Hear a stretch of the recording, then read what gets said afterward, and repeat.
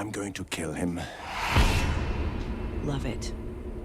The great chess match for world domination continues. I'm tired of chess matches, Flufferman.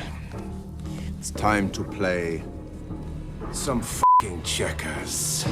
Whether it's chess or checkers, we still don't know if Preacher is coming back for a 4th season. But if AMC does pick it up, it will probably return by the summer of 2019. Here's our wish list on what we want to happen. But first, make sure you're subscribed to GameSpot Universe. We're still breaking down Castle Rock each and every week, and coming soon, American Horror Story Apocalypse. Alright guys, before I get started, I'm going to spoil a whole bunch from the TV show, seasons 1 through 3, as well as some comic book stuff. So if you don't want to get spoiled, make sure you go get caught up and then come right back here. Number 1, it sure looks like we're going to get some of that proud American storyline, and we're all for it. Let's take this roadshow international. Obviously in the books we see Texas, New Orleans, New York, San Francisco, and so on. Currently in the TV show, we know Cassidy is held up in Masada now, so how about a stop in France before we get to the Grail headquarters? It's an obvious no-brainer that we'll have Jesse and Tulip rescue Cassidy out of that Masada fortress, but I'd love to see some stops before we get there. Number 2, Frankie Toscani. We heard mention of Frankie for the season finale, and we know he's coming. My favorite torturer is flying in from Bensonhurst. Frankie Toscani. Hairstar is no longer committed to the idea of having Jesse take over as Messiah. He wants to outright kill him. And that means using his closest friends against him. So he's gonna torture Cassidy, basically. In this case, he's bringing in Frankie Toscani, who is really good at his job. As we know from the books, Toscani takes great pleasure in dishing out pain, but he's also no stranger to it. That's exactly how he became known as Frankie the Eunuch. They even called him Eunuchio. Believe me, the show will have a whole lot of fun with this, even though it does deal with torture. And yes, Cassidy will get his revenge. How about the Saint of Killers in Masada? If we are sticking to that storyline from the comics, then it looks like the Saint of Killers, and now Eugene, should also be traveling to Masada to confront Jesse. And that means a whole lot of dead bodies for the Grail. Yes, they will try to blow up and bury the Saint of Killers, but they will fail, and it won't be the first time. Number 4, the origins of Genesis. Back in the season finale at the Grail headquarters, we did see Cassidy chained up in the prison, but we also saw an angel in chains above him.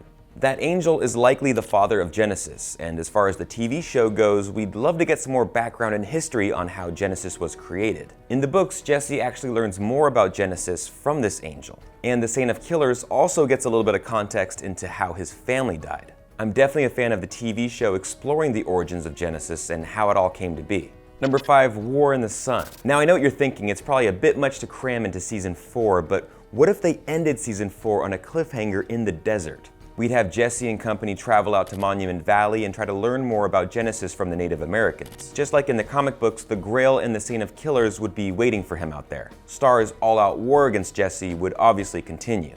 All I'm asking for is for the Grail to use that nuke against the Saint of Killers, and then his epic response. Of course, this run ended with Tulip and Cassidy believing Jesse to be dead. Meanwhile, Hairstar is found by a group of cannibals who cut off his leg. Sounds like a pretty good way to end season 4. This could also set up a 5th season with Cassidy and Tulip getting together, but let's keep the drug abuse out of it. Then Jesse would return, which would complicate the love triangle yet again. For the past 2 seasons, Eugene has been trying his damn hardest to get back to a normal life. Remember, Jesse was the one who literally sent him to hell in season 1, but we all know that he isn't deserving of such a punishment. Go to hell, Eugene!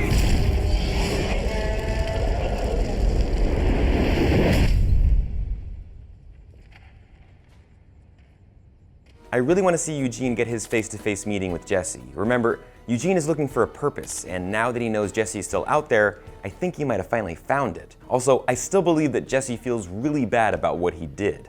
Bottom line, Jesse needs to watch out.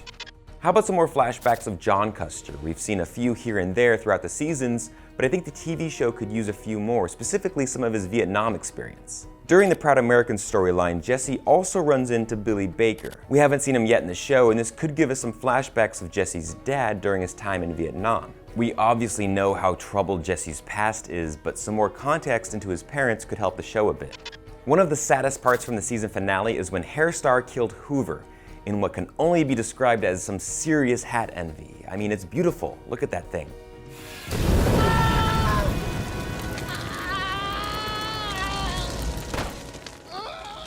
Idiot.